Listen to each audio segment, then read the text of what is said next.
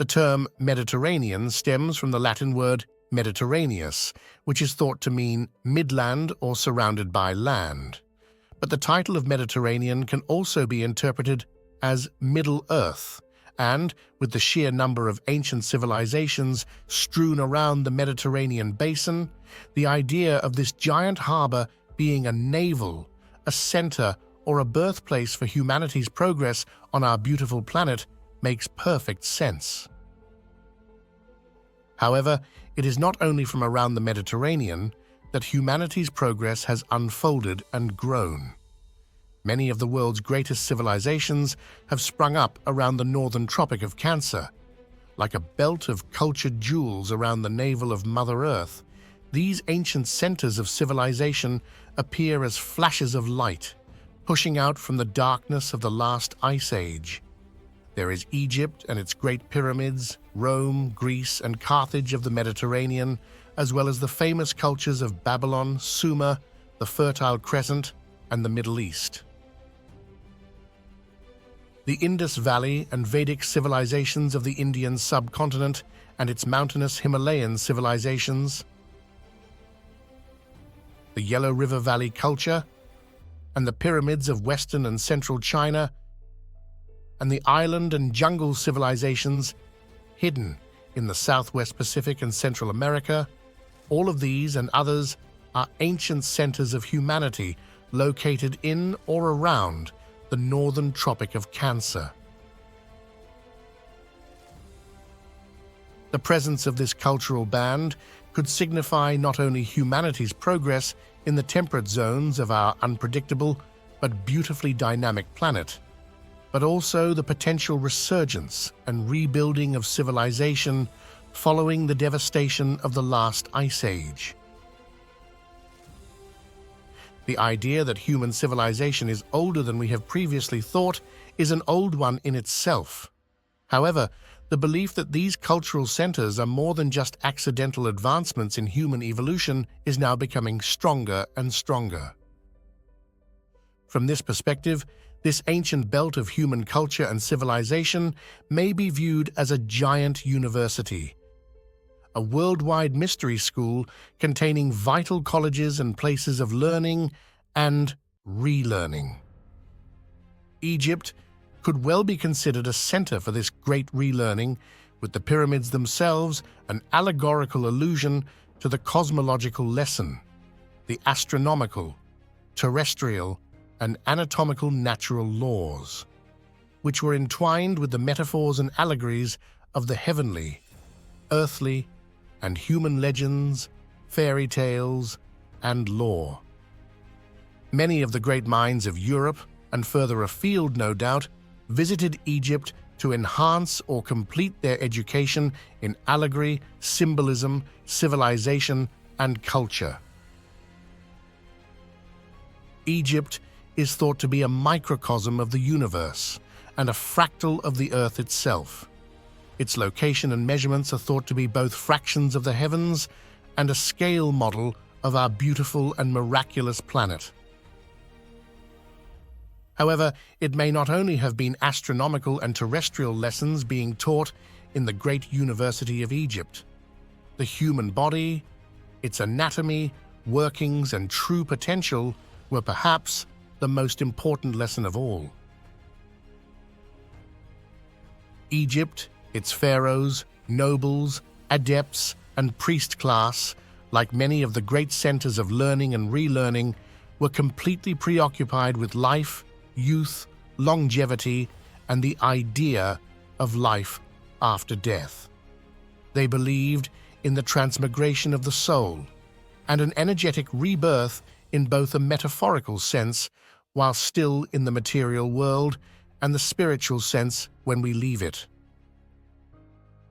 Bearing this concept in mind, it is only logical to conclude that the ancient Egyptian priests were not merely instructors in the laws and mechanics of the heavens and the earth, but also experts in the human body, its anatomy, and its true physical, mental, and spiritual or energetic potential. These ancient academies are the mystery schools, and the masters and adepts of these invisible colleges are the recorders of our histories. They are the historians, authors, nobles, and leaders of our past. If the evidence of their existence and labors were obvious, the mystery would be less mysterious. After all, what use is a mystery school if the location, curriculum, and purpose are well known to all? Egypt, the land of the summer stars, may stand alongside the other grand cultural hubs of ancient times as a cradle of civilization. A place where the different peoples of our magnificent planet may have united to labor on a monumental endeavor, the reconstruction of civilization. It could be considered a birthplace of human culture, or a rebirth perhaps, a renaissance of human knowledge and a record of true human potential. The pyramids of Egypt can be looked upon as unmovable symbolic markers of this ancient teaching, the teaching of true human ingenuity and true human potential. The pyramids could be the greatest beacon and directional signpost ever created by humanity, a sign pointing to humanity's unification and advancement under the banner of a mysterious shared past and a bright and exciting future.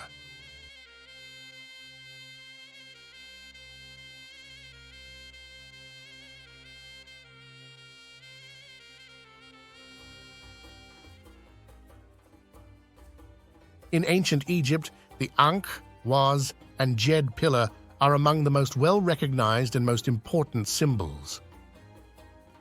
Egypt, a place often referred to as the land of the gods, has a rich history and enigmatic and mysterious beginnings. The idea that the ancient Egyptians were masters in energy work and the wisdom of the human body is a concept that has only recently begun to be explored. The architecture, hieroglyphics, mythology, and monuments of ancient Egypt all attest to this ancient practice of light work, albeit in allegory and subtle symbology, as is the custom of all good mystery schools. The Ankh, Waz, and Djed are often depicted together in ancient Egyptian artwork and symbolism. They are frequently shown at the top of a long staff held by the gods and pharaohs, or as amulets or talismans representing power and protection. In their symbolic form, the Ankh represents life, the Waz signifies power, and the Djed stands for stability. This combination of life, power, and stability also makes perfect sense in the energetic and anatomical allegory. The Ankh, Waz, and Djed may well symbolize the human energetic system and the tools with which to awaken it to its full potential. The human body contains numerous sensitive energy centers that can be revitalized and activated through creative energy conservation, such as semen retention for male practitioners, and through practices like acupressure, as well as energy movement facilitated by stretching and controlled physical movements. This energy activation represents the Kundalini awakening from ancient Vedic teachings and the blossoming of the golden flower in Taoist tradition. In Western law, it symbolizes the illumination of the inner lamp, the construction of the inner temple, the emergence of our energetic horns, and the timeless struggle with the dragon, or the dragon energies. The Djed pillar represents stability and balance. It is the spinal column, the central pillar of the human temple. The Djed symbolizes the channel and supporting trunk of the tree of life. It is the backbone of the bioelectrical nervous system. The Djed pillar signifies steadfastness, uprightness, and longevity. The Ankh and Waz represent the energies that course through this sacred conduit, but they may also represent a practical means of their control and mastery. The Waz is a symbol of power and dominion. In its practical application, the was scepter may be viewed as an anatomical tool to help awaken and move this hidden power within the nervous system of the human body. The very shape of the head and prong of the was scepter lends itself to the accessing and stimulation of the body's difficult-to-reach, sensitive, and powerful energy centers. The Ankh is the key of life, the breath of life, and the symbol of life itself. The Ankh is shown radiating from the solar orb. It is drawn in through the nostrils of the pharaohs and bestowed by the gods and goddesses of ancient Egypt.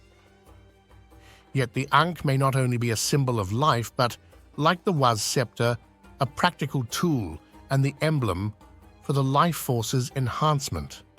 The Ankh, was, and Jed are abstract symbols of life, power, and stability, but they may also symbolize the life force and the vital power hidden within the human spinal column and nervous system, along with the practical tools to aid in their great awakening.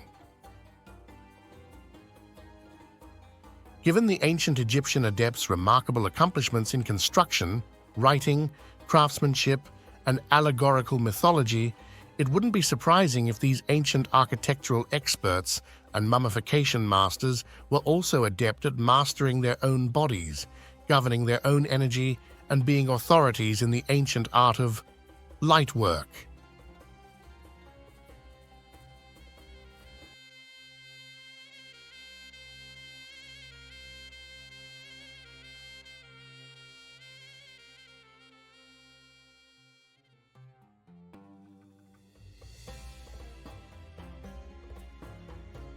The Jed pillar is an enduring symbol of ancient Egyptian civilization. Dating back to the very first dynasties of Egypt, the prevalence of Jed pillars within the great temples and monuments attests to its importance as both a structural and spiritual symbol. The Jed symbolizes stability. It is a timeless emblem depicted on the pillars and columns of Egyptian temples, connecting the physical and spiritual realms with its strength and support. From the towering structures of terrestrial temples to the intricate design and powerful potential of the human body, the Jed pillar stands as a symbol of fortitude, perseverance, and longevity, representing the skill of the ancient architects and the resilience of humanity, but also the true capabilities of the human body and the strength of the spinal column with its magical nervous system within. Many ancient Egyptian burials have been found to contain amulets of the Jed pillar. In most occasions, the amulets were placed at the back of the deceased individual, next to the spinal column, thus indicating this connection between the spine and the Jed. There are also many examples of sarcophagi decorated with the Jed pillar along the spine. We can see here a Jed pillar standing at the rear of the casket of Nebnecheru, a priest of Amun at Karnak Temple from the 21st dynasty, circa 1100 BC. At the pinnacle of the Jed sits an Ankh, the symbol for life. It sits at the back of the head, and in the anatomical allegory, it represents the skull and the crossing of the sacred energies into the head center. The ancient Egyptians believed that the creative reproductive fluids were formed in the spinal column of an individual, and this hints at their knowledge and mastery of the creative forces, and also the electrifying circulation and utilization of these divine energies within the body. This idea leads us to the concept of fertility, regeneration, and the creative powers of the gods and nature in Egyptian society. The raising of the Jed pillar was a great celebration in the Egyptian calendar. Welcoming the start of the new agricultural year, the raising of the Jed marked the beginning of a time of plenty and celebrated the fertility and abundance of the land of Egypt. Much like its connection to the spinal column, we can see in the ritual of the raising of the Jed pillar its deep association with fertility, stability, and regeneration. Only in this instance, it is the regeneration of the land, rather than the body. The idea of stability and regeneration can be taken still further when looked at from the cosmological standpoint. The concepts of durability, permanence, longevity, and immutability all apply to the universal metaphor, and the cycles and movements of the heavens only support the idea of renewal and regeneration on the grand scale. The Jed pillar serves as a symbol for the Egyptian gods Ptah and Osiris. In certain instances, the Jed hieroglyph represented both stability and Osiris himself. The ritual of raising the Jed pillar was associated with Osiris's resurrection, and his rebirth was intimately linked to the land's fertility. Ptah was the great creator deity and the god of craftsmen and architects, whilst Osiris, who took Ptah's place in some later teachings, was more closely related to the underworld and resurrection, or regeneration, perhaps. The legend of Osiris tells of a betrayal by his brother Set and his subsequent murder by trickery and deception. In some accounts, Osiris is trapped in a casket and sent down the Nile River, where he becomes entombed within the trunk of a great tree. In this myth, Osiris is then made into a central pillar at the palace of a Phoenician king and is later retrieved and resurrected or raised by his sister and consort Isis. The magical tree trunk later becomes known as the Pillar of Jed, but also as the spine of Osiris. This legend is thought to be the origin of the raising of the Jed pillar ceremony. In the physiological understanding, the Jed may be likened to the human spinal column and the tree to the human nervous system. Akin to the tree of life from biblical teachings and the great world tree Yggdrasil from Norse lore, the Jed pillar is a symbol of the life force and the connecting and stabilizing powers between worlds, the heavenly, earthly, and human. The legend further narrates that while Isis gathers herbs to assist in Osiris's revival, Seth dismembers the god of resurrection, scattering his remains across Egypt. Isis tirelessly seeks out the fragments, recovering all but the deity's generative organ. Some versions of the tale recount the substitution of the missing member with one made of gold.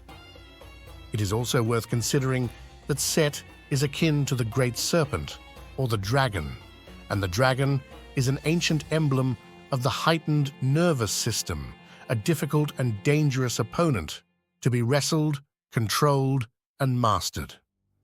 Once again, the relation to the golden phallus of Osiris may be seen as an indication of the importance that the ancient Egyptian adepts placed on the creative energy, the life force, and its central role in the resurrection and regeneration of both the human body and the land of Egypt, both of which have long been connected by metaphor and allegory. The Jed pillar symbolizes stability and longevity. It represents support and strength, not only in the heavens and in the temples of ancient Egypt, but also in the temple of man. It is the central pillar and the world tree, the conduit of the creative force and the very backbone of the human experience. The Jed pillar is often depicted alongside the Ankh and the Waz scepter. These symbols of stability, power, and life, when viewed from the anatomical and energetic perspective, represent the wisdom of the spinal column, the knowledge of the nervous system, its mastery, and the attainment, ultimately, of our true human potential.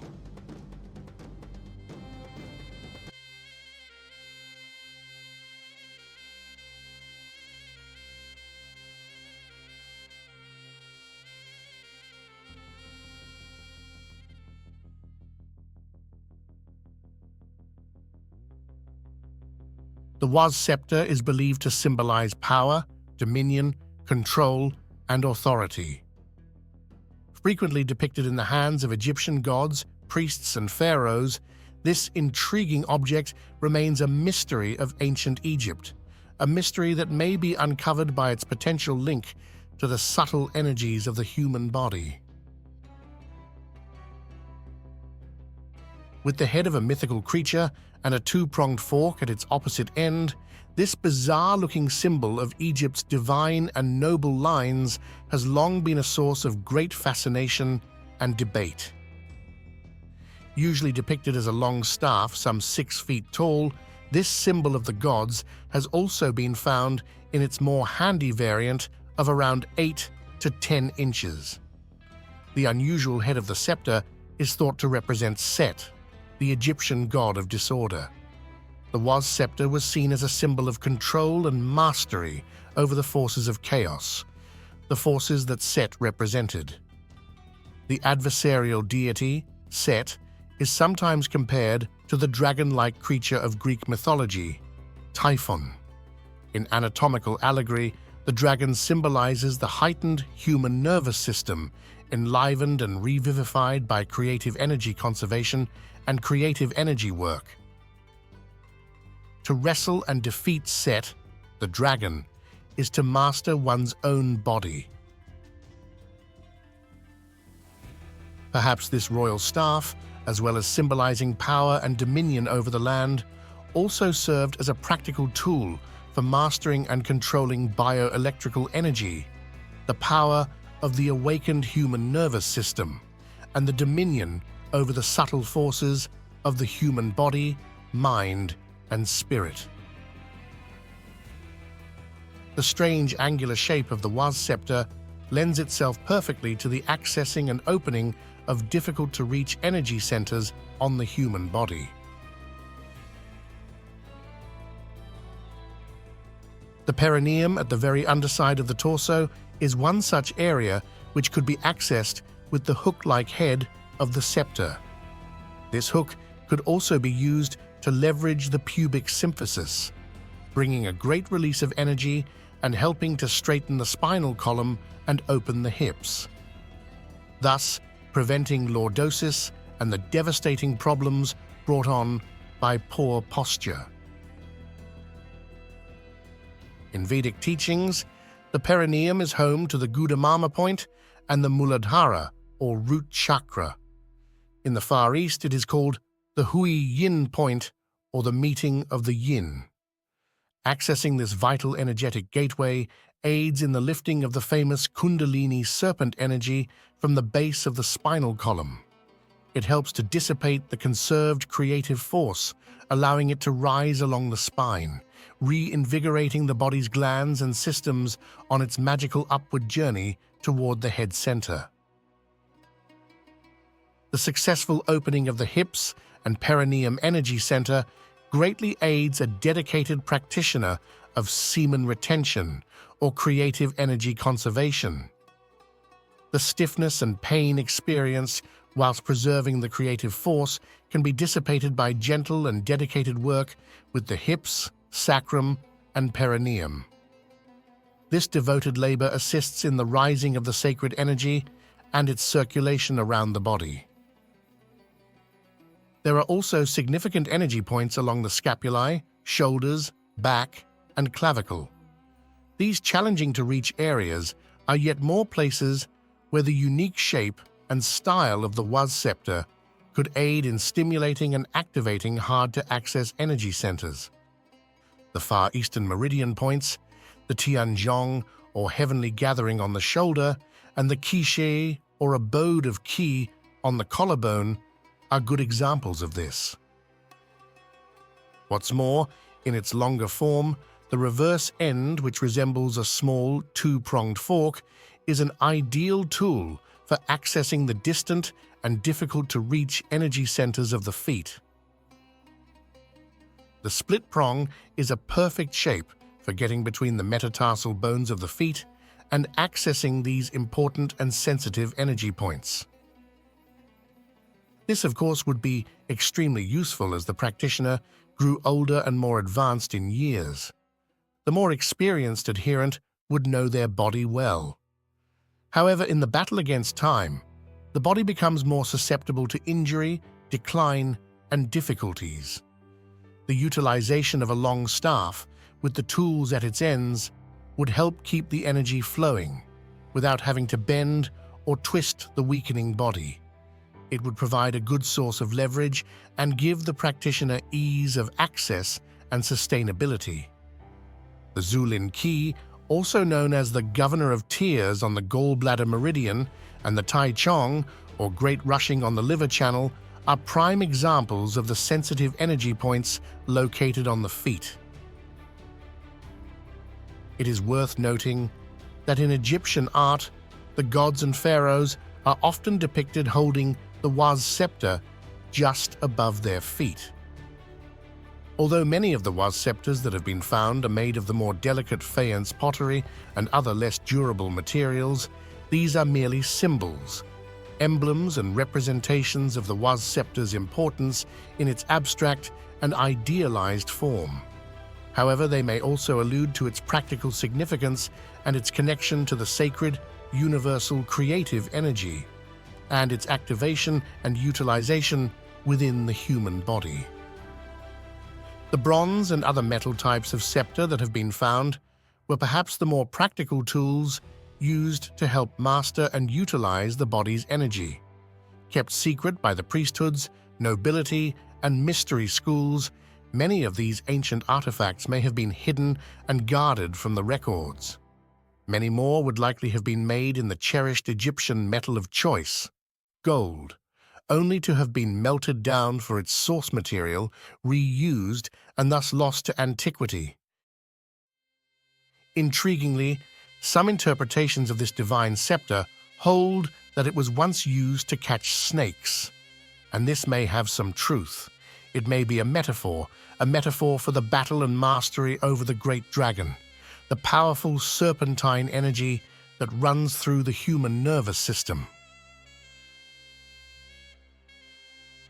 Although Set is a god of disorder on the terrestrial and perhaps anatomical sphere, and likened to the Greek dragon-like creature Typhon, he is also said to accompany the sun god Ra on his royal bark to help repel and defeat Apep, the great serpent of chaos, darkness, and falsehood of Egyptian tradition. These references to the dangerous snake-like forces of the universe only lend more weight to the idea that the Waz scepter, on an anatomical and personal level, may have been a tool and utensil to aid in the mastery of the heightened bioelectrical serpent energies within the human body, the nervous system operating at its true potential. Furthermore, the Waz scepter also has a close relative, the Jam staff. The Jam staff only differs from the Waz scepter in its serpent-like, undulating, and seemingly spiraling shaft. Interestingly, the Jam staff's hieroglyphic meaning is electrum, a precious, naturally occurring alloy of silver and gold. Like the various hand gestures and heel of the foot from earlier publications on the Awen Spring YouTube channel, the Waz scepter may be viewed as a tool and utensil to help provide easier access to the energetic potential of the human nervous system. When the creative energy of the human body is conserved, through semen retention in the case of a male practitioner, and then circulated within the body, our energy centers become highly sensitive. Thus, accessing these points to improve the natural flow of the universal energy becomes an extremely important task. A task that the priests, nobility, and pharaohs of ancient Egypt must have known all too well. The Waz scepter was, and perhaps still is, an ideal tool to aid in the accessing of this universal force, a powerful potential energy locked within the human body, just awaiting the great reawakening.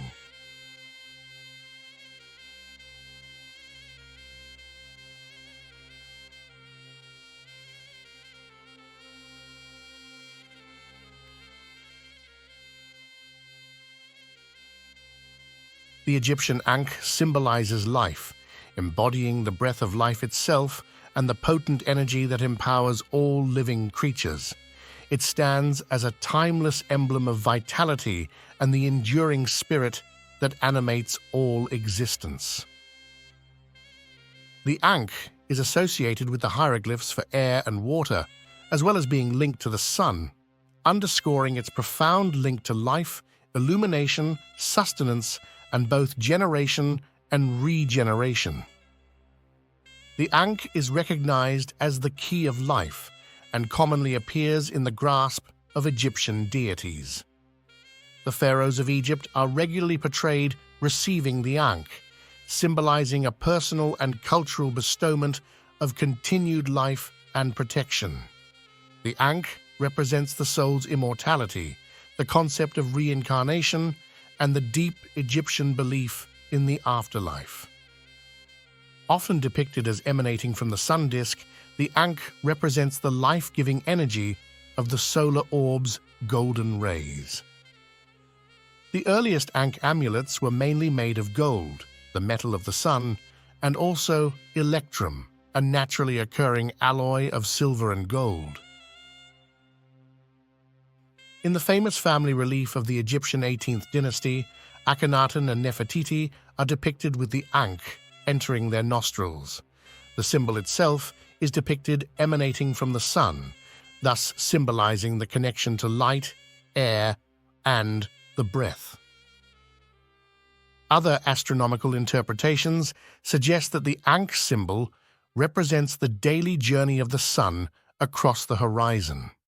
Additionally, the Ankh is closely linked with the planet Venus and the goddess Isis, sharing a resemblance with the astrological sign for the morning and evening star and the feminine female symbol.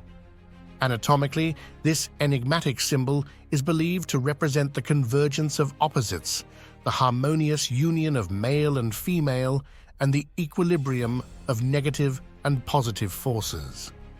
The teardrop shape can be interpreted as a symbol of the female womb, the womb of Isis, the nurturing ground of all life. Conversely, the straight lines are thought to represent the active masculine principle and the male creative parts.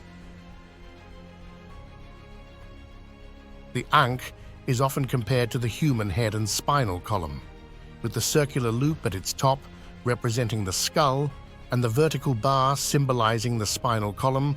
The Ankh may be viewed as an ideogram depicting the central anatomical components of the Great Awakening, the human central nervous system.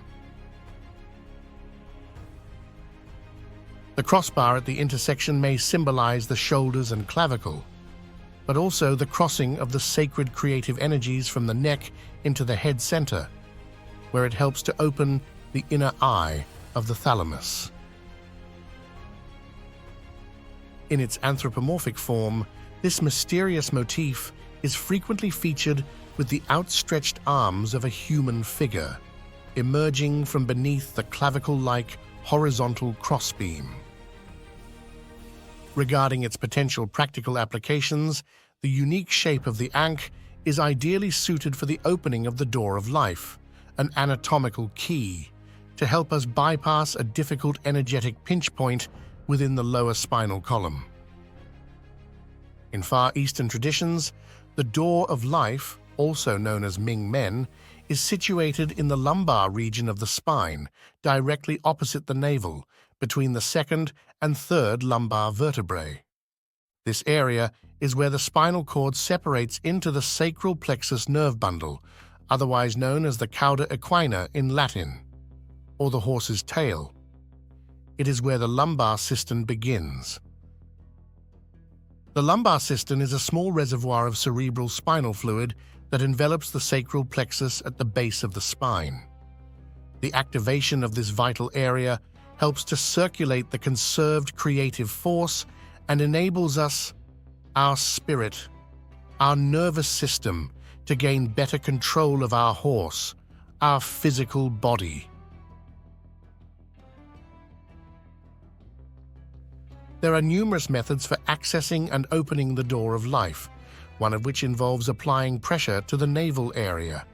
This pressure is used to stimulate and release the vital energy locked within the lumbar and sacrum, the sacred bone. When the creative force is conserved, through semen retention in the case of a male practitioner, some energetic blockages and stagnation can occur in the hips, sacrum, and lower spine. The metaphorical opening of the door of life can help with the release of the built-up tension and stress, and the subsequent lifting of the preserved bioelectrical life force. The hands and fingers can be used in this practice, but certain tools can also be utilized. The very design of the ankh is perfectly suited for this purpose. Its crossbar and teardrop shape provide a secure grip, and the other end can be positioned just below the navel to exert the necessary pressure. This exercise is well known in Far Eastern energy work traditions. Here we can see the Taoist Grandmaster Mantak Chia applying gentle pressure to the lower abdomen to help open the door of life. We can see he utilizes the handle of a bamboo hitter, a well-known and useful energy tool from the Taoist energy work teachings. If attempting this for the first time, please proceed slowly. You may hear some clicking and experience the release of gas and trapped air, and even some lightheadedness, which is normal. It is important to lean forward when performing this practice, applying gentle pressure and softly exhaling. And please, do not exert too much external pressure, and always use your breath, lungs, and diaphragm to help adjust the internal resistance. This is only one of the possible practical applications of the ankh, applications that may aid in the activation, circulation, and utilization of the body's bioelectrical creative energy. However, to keep the video concise and in order, the other possible applications are reserved for later publications on the Awen Spring YouTube channel, so please stay tuned. And don't forget to hit the subscribe and notification buttons for news of future videos. The ankh is the symbol of life. It is held and bestowed by the gods. The ankh represents the life force and the subtle sacred energies of the natural world. In its anatomical interpretation, the ankh may be seen as a tool, a utensil, to aid in the heightening of these subtle energies within the human body. The ankh may enable the unlocking of the life force like a metaphorical key, a key to help us access our very own door of life and our true human potential.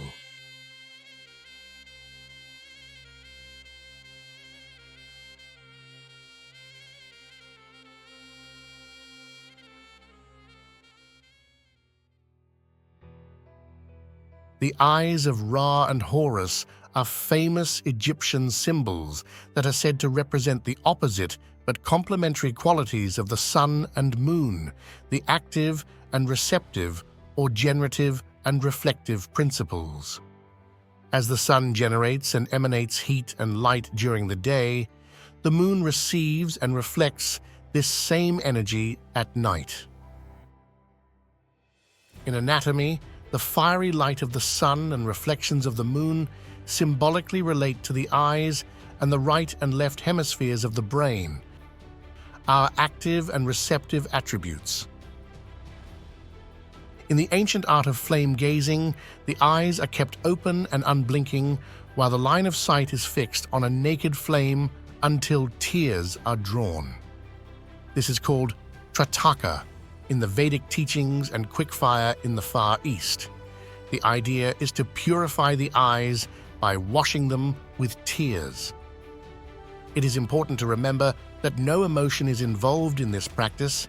It is the holding open of the eyes, the light of the flame, and the circulation of the energy that metaphorically draws out the tears. In a deeper anatomical analogy, the tears may be seen to bring a release of pressure within the central nervous system. When the creative energy is preserved and worked with, the cerebral spinal fluid becomes electrified and pressurized. The cerebral spinal fluid is a clear and colorless liquid. It is a saline solution, salty and slightly metallic to the taste, just like our tears. To the ancient masters and allegorists, this similarity would have indicated a release of pressure when tears were drawn, whilst also helping to raise the inner fire along the spinal cord.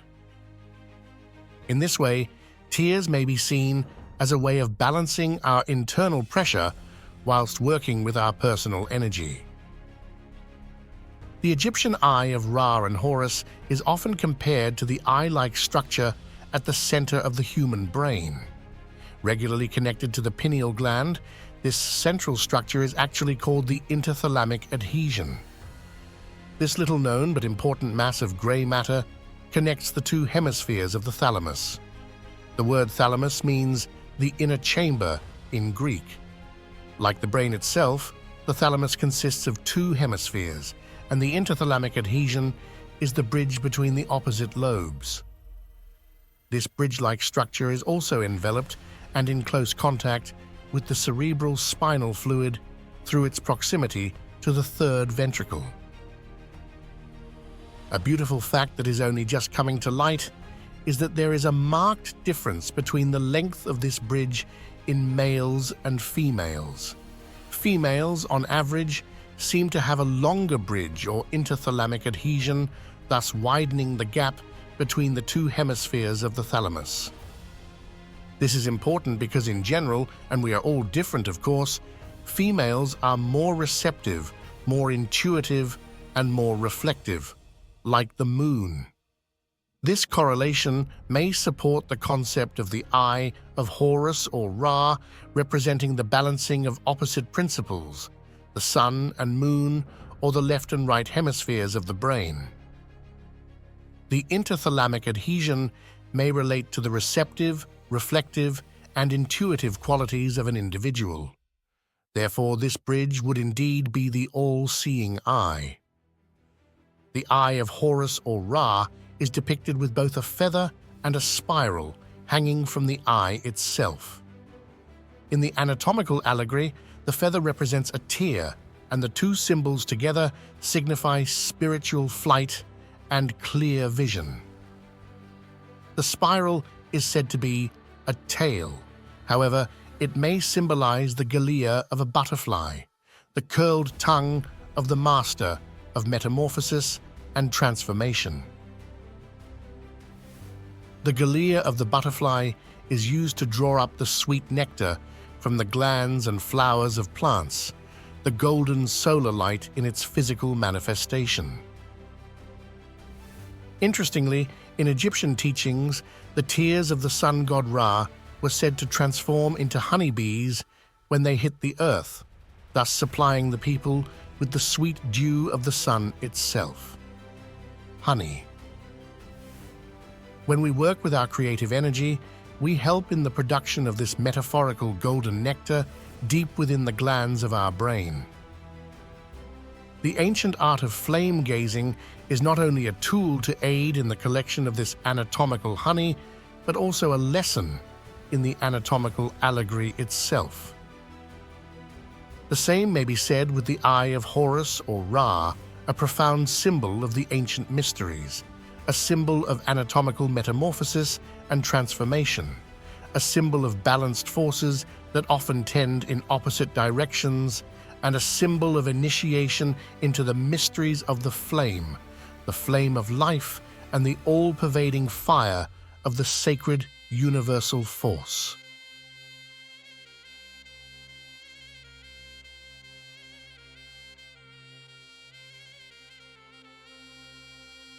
It should be noted that these videos do not imply that the ancient Egyptians utilized an identical energy system to those found in Vedic and Far Eastern traditions.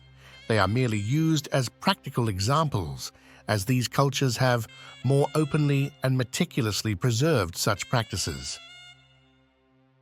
The human body is energetically similar wherever we live on this beautiful planet. These videos attempt to highlight the possibility that all our ancient ancestors once utilized this energy, and that they recorded it in our shared artwork, legends, and allegories for us to know.